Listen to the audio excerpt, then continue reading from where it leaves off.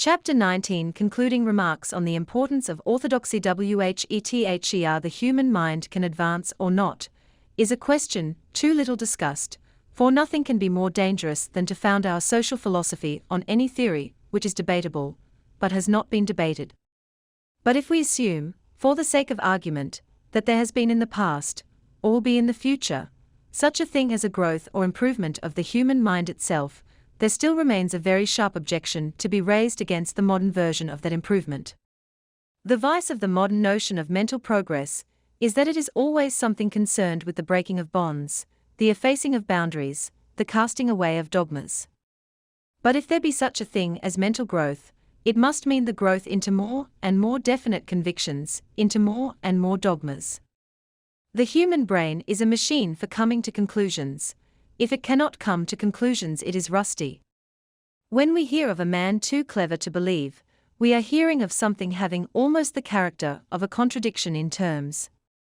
It is like hearing of a nail that was too good to hold down a carpet, or a bolt that was too strong to keep a door shut. Man can hardly be defined, after the fashion of Carlyle, as an animal who makes tools. Ants and beavers and many other animals make tools, in the sense that they make an apparatus. Man can be defined as an animal that makes dogmas. As he piles doctrine on doctrine and conclusion on conclusion in the formation of some tremendous scheme of philosophy and religion, he is, in the only legitimate sense of which the expression is capable, becoming more and more human. When he drops one doctrine after another in a refined skepticism, when he declines to tie himself to a system, when he says that he has outgrown definitions, when he says that he disbelieves in finality, when, in his own imagination, he sits as God, holding no form of creed but contemplating all, then he is by that very process sinking slowly backwards into the vagueness of the vagrant animals and the unconsciousness of the grass. Trees have no dogmas. Turnips are singularly broad-minded. If then, I repeat, there is to be mental advance, it must be mental advance in the construction of a definite philosophy of life. And that philosophy of life must be right, and the other philosophies wrong. Now of all, or nearly all, the able modern writers whom I have briefly studied in this book, this is especially and pleasingly true, that they do each of them have a constructive and affirmative view, and that they do take it seriously and ask us to take it seriously. There is nothing merely skeptically progressive about Mr. Rudyard Kipling. There is nothing in the least broad-minded about Mr. Bernard Shaw. The paganism of Mr. Lowes Dickinson is more grave than any Christianity. Even the opportunism of Mr. H. G. Wells is more dogmatic than the idealism of anybody else. Somebody complained, I think, to Matthew Arnold that he was getting as dogmatic as Carlyle. He replied, that may be true, but you overlook an obvious difference. I am dogmatic and right, and Carlyle is dogmatic and wrong. The strong humor of the remark ought not to disguise from us its everlasting seriousness and common sense. No man ought to write at all, or even to speak at all, unless he thinks that he is in truth and the other man in error. In similar style, I hold that I am dogmatic and right, while Mr. Shaw is dogmatic and wrong. But my main point, at present, is to notice that the chief among these writers I have discussed do most sanely and courageously offer themselves as dogmatists, as founders of a system. It may be true that the thing in Mr. Shaw most interesting to me is the fact that Mr. Shaw is wrong. But it is equally true that the thing in Mr. Shaw most interesting to himself is the fact that Mr. Shaw is right. Mr. Shaw may have none with him but himself, but it is not for himself he cares. It is for the vast and universal church, of which he is the only member. The two typical men of genius whom I have mentioned here, and with whose names I have begun this book, are very symbolic, if only because they have shown that the fiercest dogmatists can make the best artists. In the fin de siècle atmosphere every one was crying out that literature should be free from all causes and all ethical creeds. Art was to produce only exquisite workmanship, and it was especially the note of those days to demand brilliant plays and brilliant short stories. And when they got them from a couple of moralists. The best short stories were written by a man trying to preach imperialism. The best plays were written by a man trying to preach socialism. All the art of all the artists looked tiny and tedious beside the art which was a byproduct of propaganda. The reason, indeed, is very simple. A man cannot be wise enough to be a great artist without being wise enough to wish to be a philosopher. A man cannot have the energy to produce good art without having the energy to wish to pass beyond it. A small artist is content with art. A great artist is content with nothing except everything. So we find that when real forces, good or bad, like Kipling and G.B.S., enter our arena, they bring with them not only startling and arresting art, but very startling and arresting dogmas. And they care even more, and desire us to care even more, about their startling and arresting dogmas than about their startling and arresting art. Mr. Shaw is a good dramatist, but what he desires more than anything else to be is a good politician. Mr. Rudyard Kipling is by divine caprice and natural genius an unconventional poet, but what he desires more than anything else to be is a conventional poet.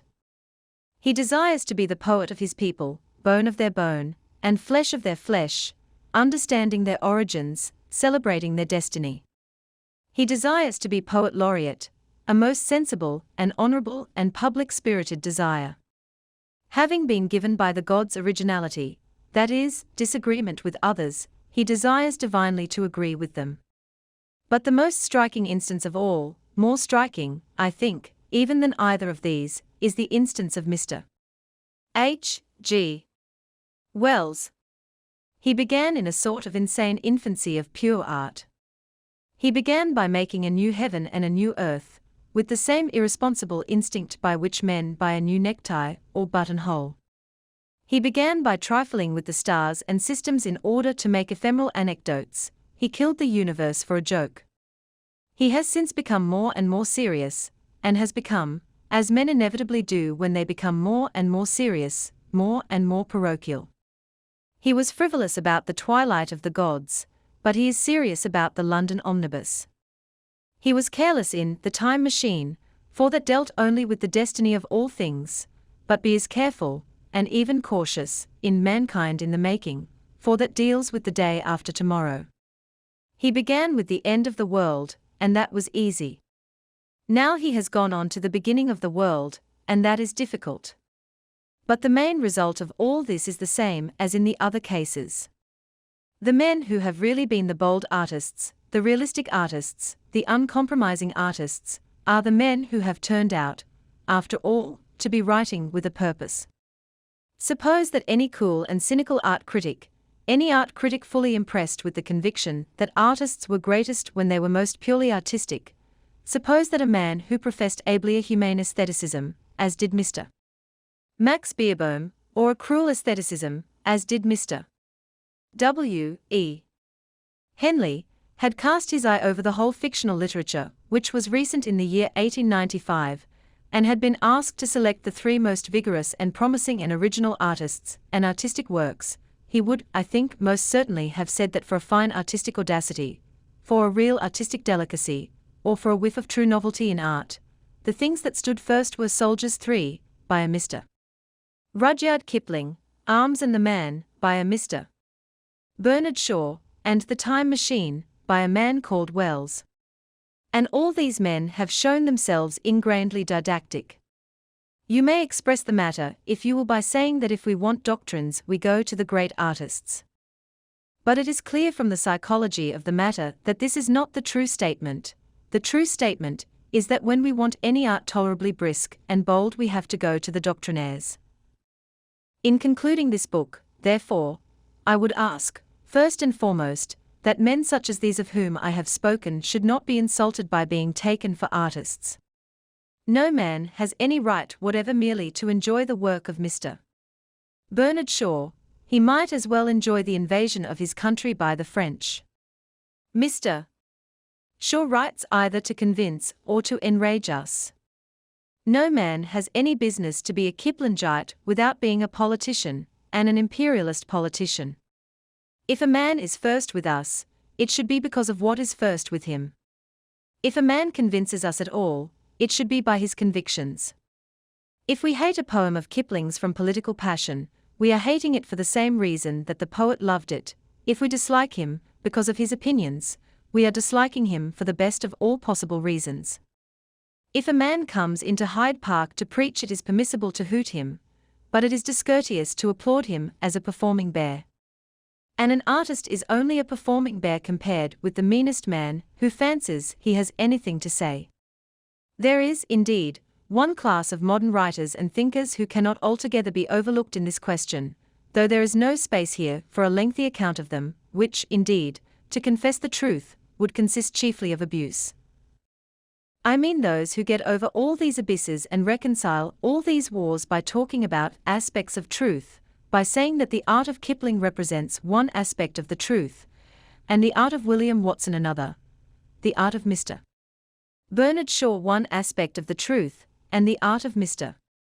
Cunningham Graham another, the art of Mr. H. G. Wells one aspect, and the art of Mr. Coventry Patmore, say, another. I will only say here that this seems to me an evasion, which has not even bad the sense to disguise itself ingeniously in words. If we talk of a certain thing being an aspect of truth, it is evident that we claim to know what is truth, just as, if we talk of the hind leg of a dog, we claim to know what is a dog. Unfortunately, the philosopher who talks about aspects of truth generally also asks, what is truth? Frequently even he denies the existence of truth, or says it is inconceivable by the human intelligence. How, then, can he recognize its aspects? I should not like to be an artist who brought an architectural sketch to a builder, saying, this is the south aspect of Seaview Cottage. Seaview Cottage, of course, does not exist. I should not even like very much to have to explain, under such circumstances, that Seaview Cottage might exist, but was unthinkable by the human mind. Nor should I like any better to be the bungling and absurd metaphysician, who professed to be able to see everywhere the aspects of a truth that is not there. Of course, it is perfectly obvious that there are truths in Kipling, that there are truths in Shaw or Wells. But the degree to which we can perceive them depends strictly upon how far we have a definite conception inside us of what is truth. It is ludicrous to suppose that the more skeptical we are, the more we see good in everything. It is clear that the more we are certain what good is, the more we shall see good in everything. I plead, then, that we should agree or disagree with these men. I plead that we should agree with them at least in having an abstract belief. But I know that there are current in the modern world many vague objections to having an abstract belief, and I feel that we shall not get any further until we have dealt with some of them. The first objection is easily stated. A common hesitation in our day touching the use of extreme convictions is a sort of notion that extreme convictions, specially upon cosmic matters, have been responsible in the past for the thing which is called bigotry. But a very small amount of direct experience will dissipate this view.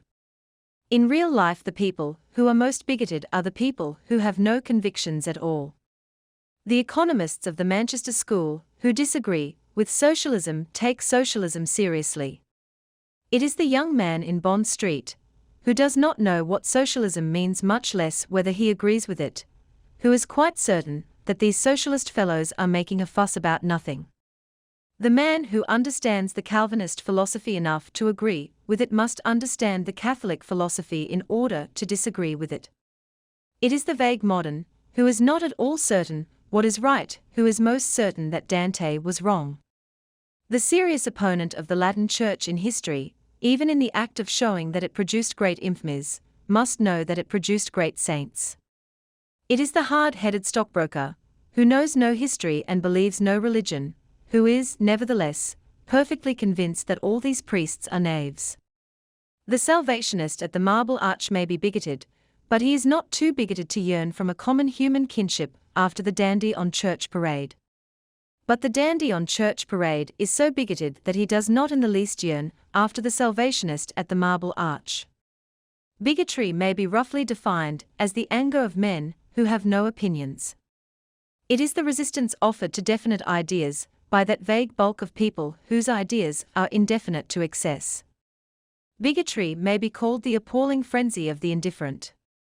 This frenzy of the indifferent is in truth a terrible thing. It has made all monstrous and widely pervading persecutions. In this degree it was not the people who cared who ever persecuted, the people who cared were not sufficiently numerous. It was the people who did not care who filled the world with fire and oppression.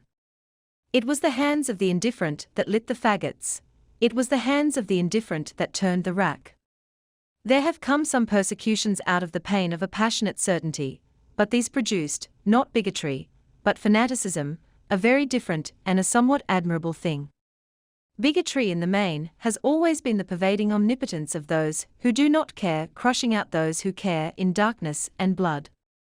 There are people, however, who dig somewhat deeper than this into the possible evils of dogma. It is felt by many that strong philosophical conviction, while it does not, as they perceive, produce that sluggish and fundamentally frivolous condition, which we call bigotry, does produce a certain concentration, exaggeration, and moral impatience, which we may agree to call fanaticism. They say, in brief, that ideas are dangerous things. In politics, for example, it is commonly urged against a man like Mr. Balfour, or against a man like Mr. John Morley, that a wealth of ideas is dangerous. The true doctrine on this point, again, is surely not very difficult to state. Ideas are dangerous, but the man to whom they are least dangerous is the man of ideas. He is acquainted with ideas, and moves among them like a lion tamer. Ideas are dangerous, but the man to whom they are most dangerous is the man of no ideas. The man of no ideas will find the first idea fly to his head like wine to the head of a teetotaler. It is a common error, I think, among the radical idealists of my own party and period to suggest that financiers and businessmen are a danger to the empire because they are so sordid or so materialistic. The truth is that financiers and businessmen are a danger to the empire because they can be sentimental about any sentiment, and idealistic about any ideal that they find lying about. Just as a boy who has not known much of women is apt too easily to take a woman for the woman, so these practical men, unaccustomed to causes, are always inclined to think that if a thing is proved to be an ideal, it is proved to be the ideal. Many, for example, avowedly followed Cecil Rhodes because he had a vision. They might as well have followed him because he had a nose.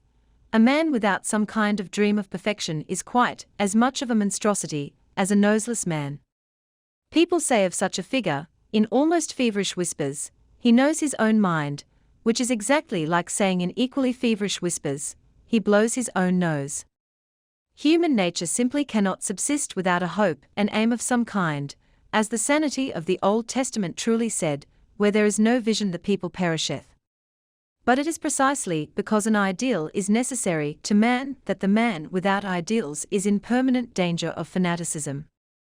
There is nothing which is so likely to leave a man open to the sudden and irresistible inroad of an unbalanced vision as the cultivation of business habits.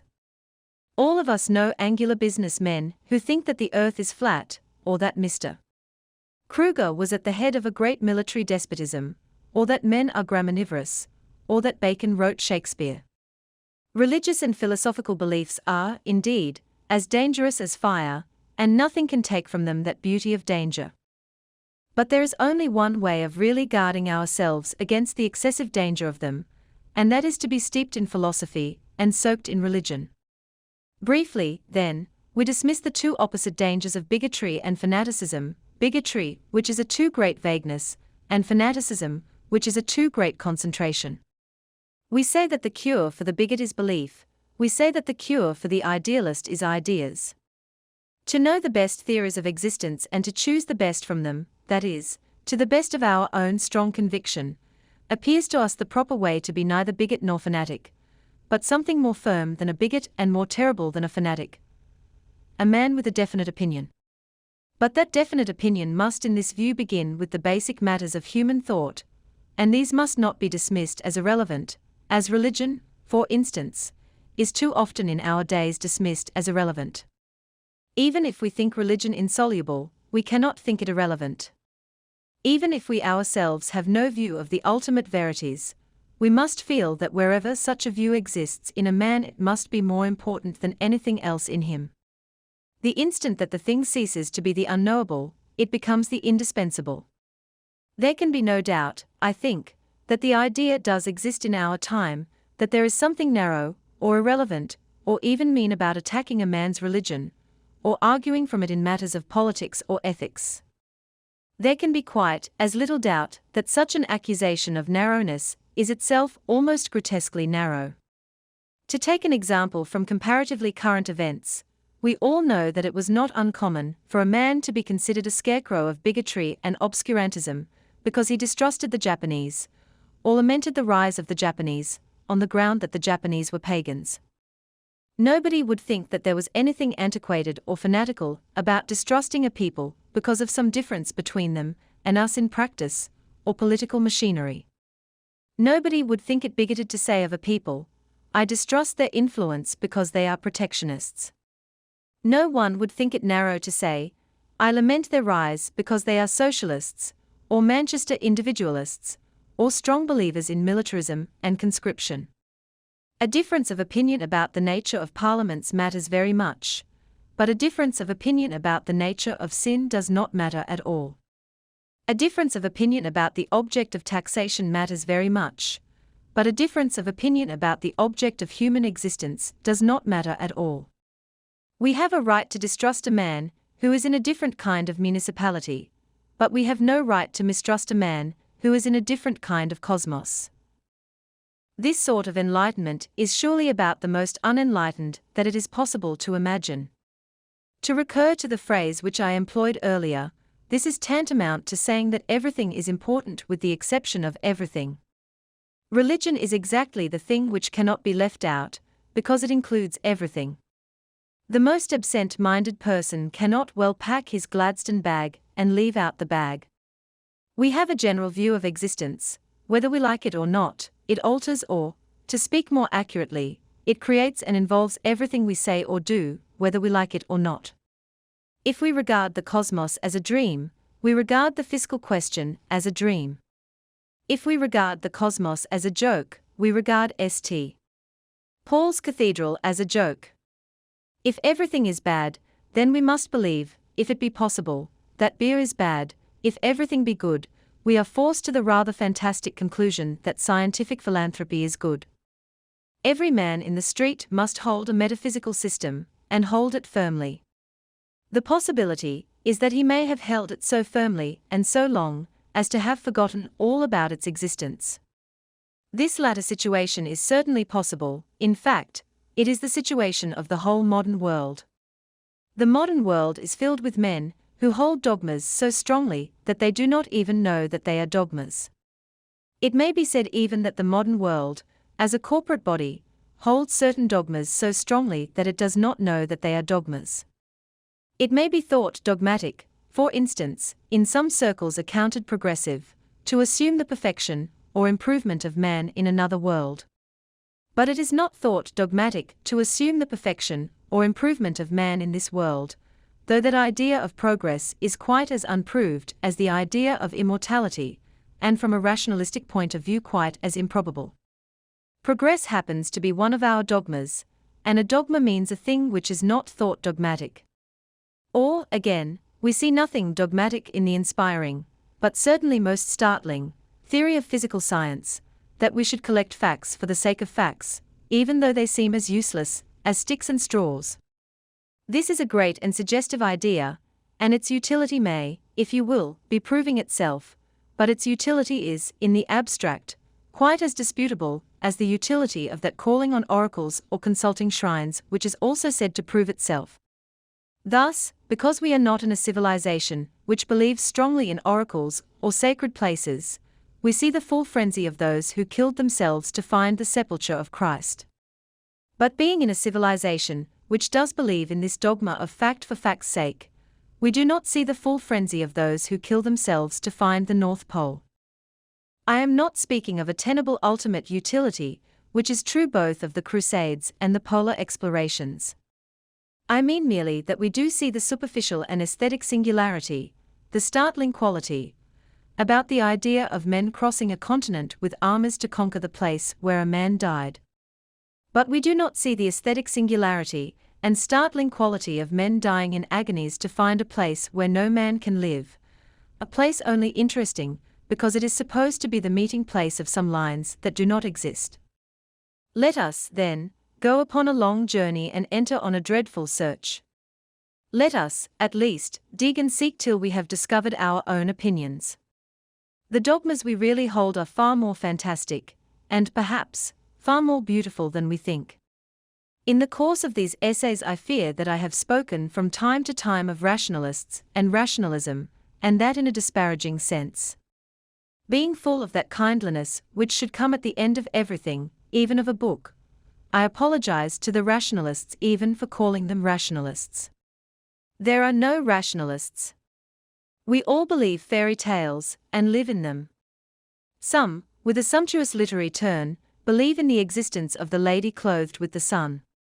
Some, with a more rustic, elvish instinct, like Mr. McCabe, believe merely in the impossible sun itself. Some hold the undemonstrable dogma of the existence of God, some the equally undemonstrable dogma of the existence of the man next door. Truths turn into dogmas the instant that they are disputed. Thus every man who utters a doubt defines a religion. And the skepticism of our time does not really destroy the beliefs, rather it creates them, gives them their limits and their plain and defiant shape. We who are liberals once held liberalism lightly as a truism. Now it has been disputed, and we hold it fiercely as a faith. We who believe in patriotism once thought patriotism to be reasonable, and thought little more about it. Now we know it to be unreasonable, and know it to be right. We who are Christians never knew the great philosophic common sense which inheres in that mystery until the anti-Christian writers pointed it out to us. The great march of mental destruction will go on. Everything will be denied. Everything will become a creed. It is a reasonable position to deny the stones in the street.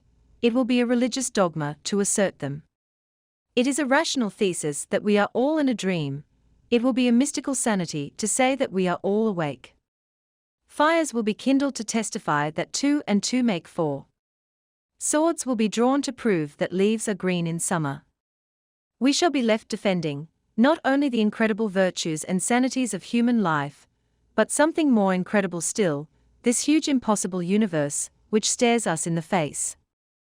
We shall fight for visible prodigies, as if they were invisible. We shall look on the impossible grass and the skies with a strange courage.